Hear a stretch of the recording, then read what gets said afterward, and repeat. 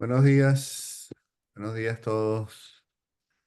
Qué bendición de vernos. Esos minuticos antes de la clase siempre me encantan. La comunión, la risa, el vernos, ¿no? Siempre es bueno. Pero entonces, parte también importantísima de estas reuniones es el estudio, la lectura de la palabra y la meditación. Entonces estamos empezando Habacuc.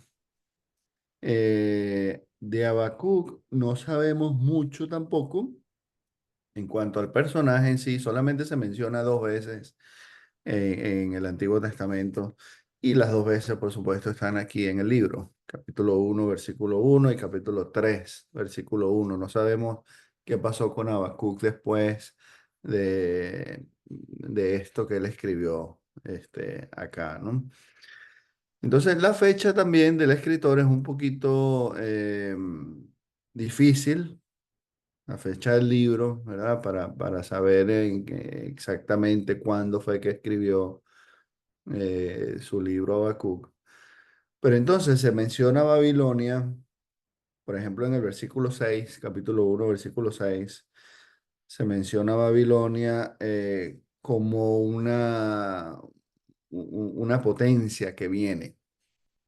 Entonces, como nos estaba diciendo Alex ayer, este, la destrucción de Nínive según aún venía, ¿verdad? Pero Nínive fue destruida en el año 612, fue demolida Nínive. Y con eso entonces cae el imperio asirio. Pero no es hasta que los babilonios vencen a Egipto que también era otra de las potencias, que es cuando entonces Babilonia ya se hace la superpotencia que viene a ser en los años siguientes. Y eso fue en el 605. Entonces, Habacuc está hablando eh, antes de que pasara esto.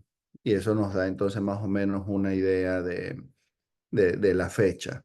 Los asirios estuvieron en su tope de poder entre el 745 y el 605, que entonces es cuando Babilonia vence al rey Neco de Egipto, ¿verdad? Em, el libro pudo haber sido escrito entonces entre el 605, que empieza el reinado de Babilonia, y el 597, que es la primera deportación de los judíos por Babilonia también. Por ejemplo, en el capítulo 2 en el versículo 20 todavía se menciona el templo y sabemos que ya después de que Babilonia viene y oprime, ¿verdad? A Judá, ellos destruyen el templo completamente. Entonces, me parece que cuando Habacuc está escribiendo el libro, todavía el templo está ahí y Babilonia no ha llegado y se ha llevado en la primera deportación a muchos judíos. El capítulo 1, versículo 6. Aquí está mostrando el profeta a Dios como el Señor del mundo, de la historia mundial. Dios tiene control de todo. Aquí está diciendo, y esta parte ya, ahorita hablamos un poquito de esto, pero esta parte del versículo 5 hacia abajo es como la respuesta divina. No dice exactamente como cuando Job está hablando, ¿verdad? Allá con Dios, y dice, y Dios le respondió, o Dios le dijo. Pero como cambia la gramática, cambia la forma en que se está escribiendo, entonces sí es muy probable, por supuesto, ¿no? Que sea Dios mismo que está hablando.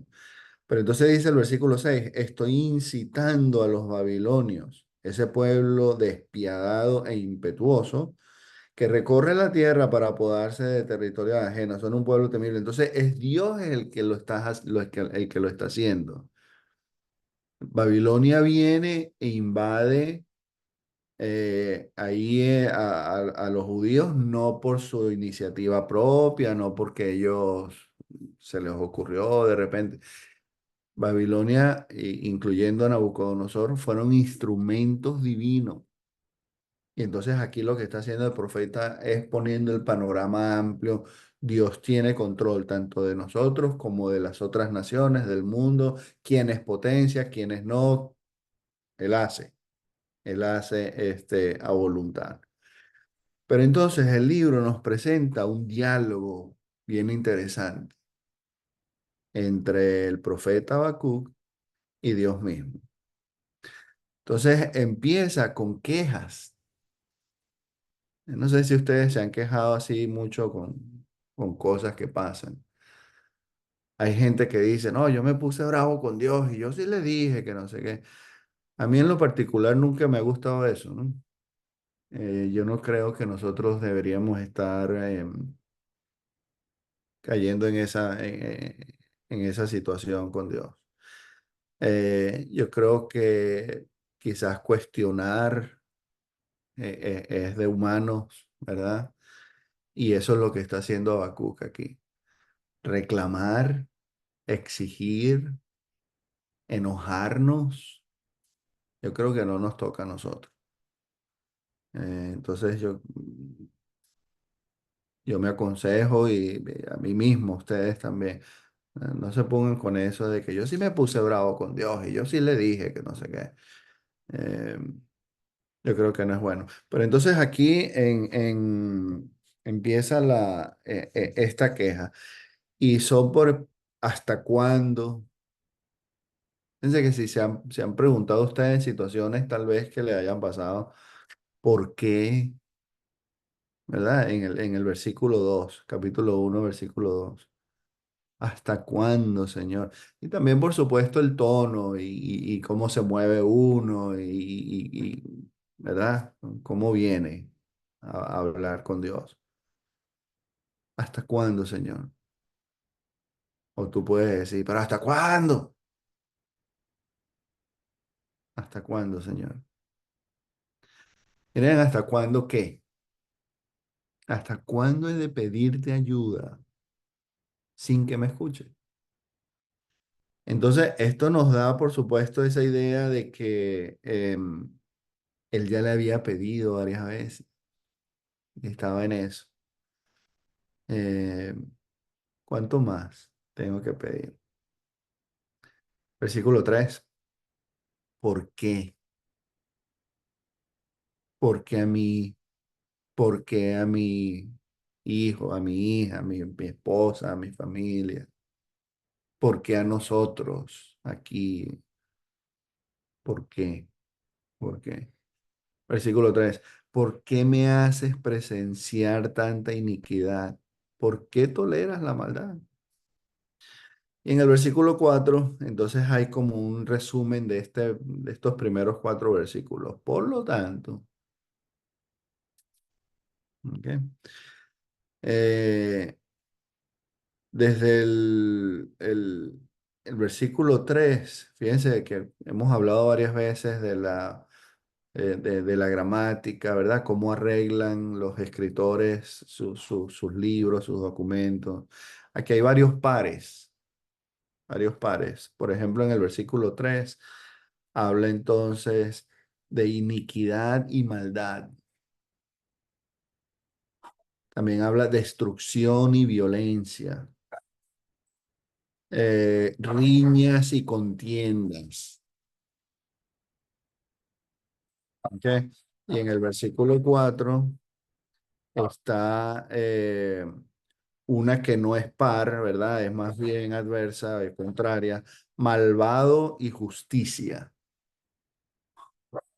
¿Ok? Entonces, es importante porque, por ejemplo, él hace énfasis en la parte de la justicia en el versículo 4 cuando él repite violencia arriba en el versículo 2 y versículo 3, ¿verdad? Y repite justicia en versículo 4. Entonces, cuando hay repeticiones así de palabras, es por énfasis más bien que se trata de hacer. Entonces, las quejas, los lamentos, no son únicos de Habacuc. Acuérdense, por ejemplo, lo que están anotando, tenemos en los Salmos varios. Anoté solamente unos poquitos. Pero en el libro de los Salmos está el Salmo 6:3, el 13:1, 35:17. Déjame leer solamente este aquí, 74:10, Salmo 74:10. Dice, ¿hasta cuándo, Dios, te insultará el adversario? Por siempre ofenderá tu nombre el enemigo. Entonces, es lo mismo, ¿no? Como una queja, como un lamento también, pero... Y el Salmo 79:5 también. 79:5. Entonces, el versículo 2 otra vez. Dice, ¿hasta cuándo, Señor, he de pedirte ayuda sin que tú me escuches? ¿Hasta cuándo he de clamar? Pedir, clamar, entonces son como necesidades, urgencias. Ya, Señor, te clamo y te imploro, decimos nosotros también muchas veces, ¿no? Hablando con Dios. Pero en el versículo 2 entonces dice, sin que tú me escuches, sin que tú nos salves. Qué triste. Qué triste esa frase. Pensando ahorita en Luis que dice Beto que estaba desanimado el hombre, cualquiera, cualquiera. Tenemos la tendencia nosotros de aguantar adversidades, eh, algunas veces muy duras, por poco tiempo también, ¿no? Y eso también es lo que pasa con Job. Job al principio, el hombre está fuerte, regaña a la mujer, le dice, alaba a Dios y el hombre tranquilo. Pero después con el tiempo se va desanimando, le va afectando hasta el punto entonces que reta a Dios, pues, ¿qué me acusas? Y, y ahí es donde necesitamos entonces ánimo, necesitamos compañía, necesitamos palabras de aliento, ¿verdad? De ayuda de los demás. Pero entonces el profeta está entonces orando sin respuesta aparente. Porque la cosa es que él está pensando como que Dios no le está escuchando. Es lo que dice ahí. ¿Hasta cuándo, Señor, he de pedirte ayuda sin que tú me escuches? ¿Hasta cuándo he de clamar violencia sin que tú nos salves? Entonces, la conclusión entonces está en el 4. Dice, por lo tanto, se debilita la ley y no prevalece la justicia. El malvado acosa al justo y se pervierte la justicia. Miren, la destrucción y la violencia, los problemas y los conflictos son características de sociedades que se alejan de la ley de Dios. No hay justicia. Entonces, se debilita la ley, es lo que dice el profeta ahí. Estas cosas que están pasando es porque no le estamos prestando atención a la ley. En este caso, nosotros podemos decir a la palabra de Dios, a los mandamientos de Dios. Estamos dejando a Jesús a un lado.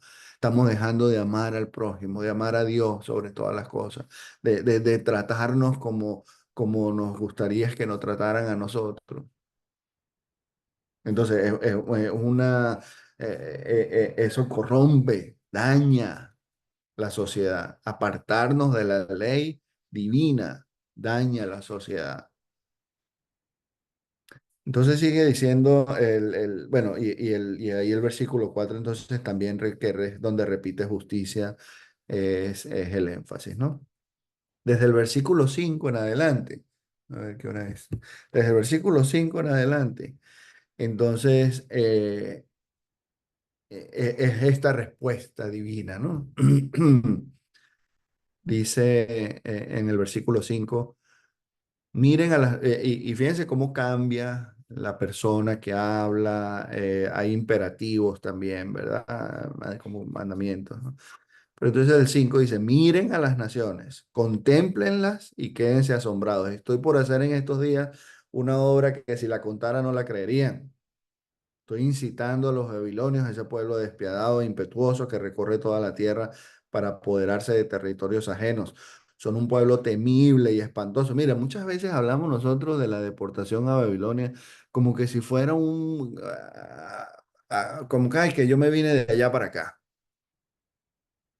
Y eso fue una cosa horrible, horrible, feísimo, por quienes lo estaban haciendo, por la gente que sufrió, por las cosas que les hicieron. Versículo 7. Son un pueblo temible y espantoso que impone su propia justicia y promueve su propia honra. Y ellos vienen creciendo en este tiempo que Habacuc está hablando. Babilonia todavía era un pueblo que andaba por allá, pero ahorita es que viene el poder de esa gente. Sus caballos son más veloces que leopardos, más feroces que lobos nocturnos. Su caballería se lanza a todo galope, sus jinetes vienen de muy lejos, vuelan como águilas que se lanzan dispuestas a devorar. Todos vienen para hacer violencia, avanzan sus hordas como el viento del desierto, hacen prisioneros como quien recoge arena, ridiculizan a los reyes, se burlan de los gobernantes, se ríen de toda ciudad amurallada, pues construyen rampas y la toman. Son un viento que a su paso arrasa con todo. Su pecado es hacer de su fuerza un Dios. Y esa es la gente que venía contra Judá, contra Jerusalén. Una destrucción. Lo que no sabe Habacuc, entonces, es eso precisamente. Dios le tiene que decir, mira, yo soy el que estoy preparando a esa gente. Pero entonces, la pregunta válida entonces puede ser, ¿por qué? ¿Por qué? Bueno, la respuesta es la debilidad de la ley en el corazón, en la vida, en la acción, en la iglesia, como comunidad, todos, en lo personal, en la familia. Entonces vamos a estar atentos. El libro es fascinante como todos, ¿verdad? Cada vez que nos metemos en un libro siempre decimos, y las cosas que lee uno aquí, eh, de, de aliento, de edificación, pero de advertencia, de precaución, de sabiduría. Entonces, con eso empezamos hoy. Empezamos Habacuc. Léanlo. Este, es un diálogo bien interesante, no es muy largo, 2 páginas. Se puede leer más o menos rápido, pero el asunto es meternos nosotros en esta vida, en esta relación del pueblo con Dios, porque nosotros somos el pueblo de Dios también. Vamos a orar. Padre, te damos muchísimas gracias por tu palabra. Te damos gracias por estos hombres que, inspirados por el Espíritu Santo, nos dejaron tu voluntad, la historia de tu pueblo, cómo, cómo intervienes en el mundo, en las naciones. Te pedimos, Padre, que nos ayudes a nosotros, que estamos aquí, a tu iglesia en todo el mundo, Señor. Que nos ayudes a ser fieles siempre. Ayúdanos a perseverar, que la ley, que tu palabra no se debilite en nuestra mente, en nuestro corazón, que sea siempre la luz, luz a nuestro sendero, luz a nuestro camino. Te pedimos perdón, te pedimos la bendición, Señor. Te pedimos la fuerza para seguir adelante. Te damos gracias por tu Hijo, que siempre está con nosotros, tu Espíritu Santo que vive en nosotros, por tu palabra que nos guía, por la iglesia que nos acompaña. Te amamos mucho, Padre. Te pedimos entonces que te quedes con nosotros a través de tu Hijo, nuestro Rey, nuestro Señor Jesús. Amén. Mira, ahorita les presento un